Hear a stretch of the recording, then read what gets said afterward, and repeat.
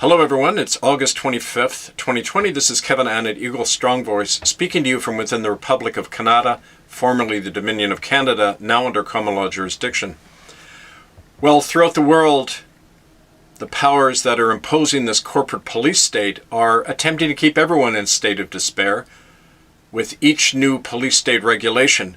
But today on the west coast of Canada, a shot was heard round the world.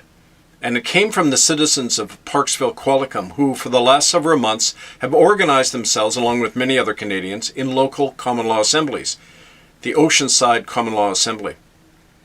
Last night, at a special meeting, they brought in a local bylaw, which is now binding on all the citizens, which actually bans COVID restrictions and other measures. Let me read the news release they're sending out today.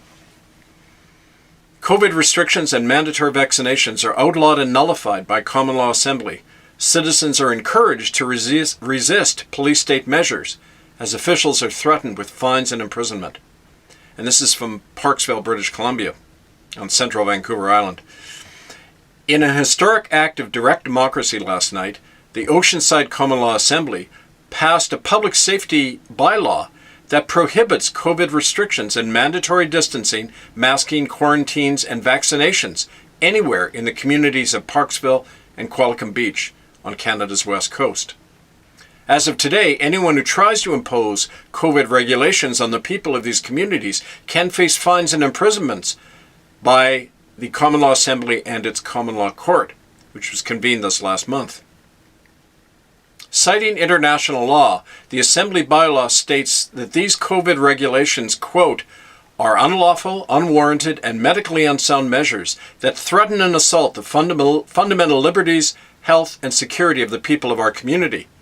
Therefore, it is ordered that no one is obligated to consent to or comply with any of these regulations, and anyone is free to actively resist and disobey such regulations and measures by any means necessary without fear of legal consequence, unquote.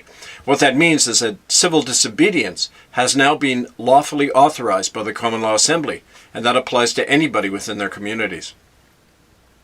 The bylaw concludes by accusing anyone who tries to impose COVID regulations on the community as being part of a criminal conspiracy, and it threatens them with, quote, penalties and imprisonment upon conviction by the Common Law Court of Parksville. All police authorities are expected and compelled by law to enforce this bylaw or be charged with obstructing justice and democratic process. Well, in the words of one of the authors of the bylaw, quote, we made history tonight by putting power back in the hands of the people. This is our answer to the police state and the COVID scam. We call on people everywhere to take the same step through their own common law assemblies and courts. Since 2015, more than 40 common law assemblies have formed across Canada, many of them under the jurisdiction of the Republic of Canada.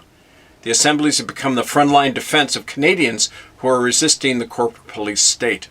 Now, you can get more information by writing to Republic of Canada, that's K-A-N-A-T-A, republicofcanada@gmail.com, or see their website, republicofcanada.ca.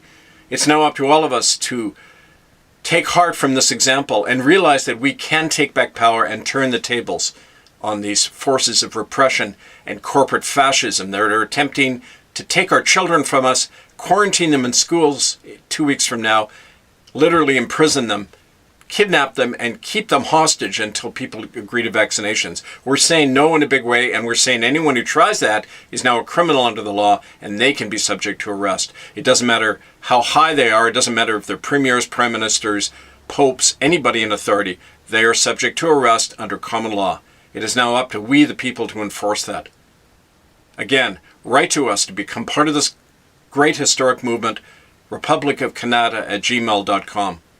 and murderbydecree.com. Stay tuned for more information. I thank you.